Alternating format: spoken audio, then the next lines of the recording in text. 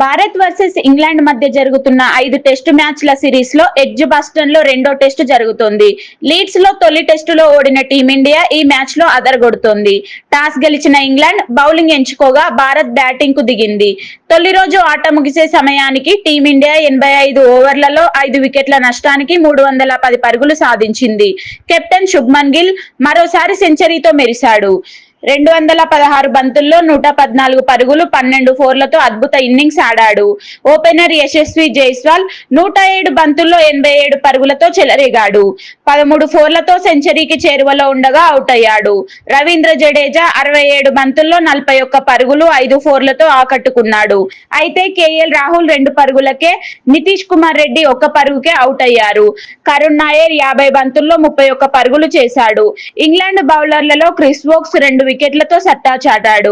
ప్రస్తుతం క్రీజ్ లో గిల్, జడేజా ఉన్నారు. ఈ రెండో టెస్ట్ లో టీమిండియా బలమైన స్థితిలో ఉంది. రేపటి ఆట ఎలా సాగుతుందో చూడాలి. మరిన్ని అప్డేట్స్ కోసం మాతో ఉండండి. ధన్యవాదాలు.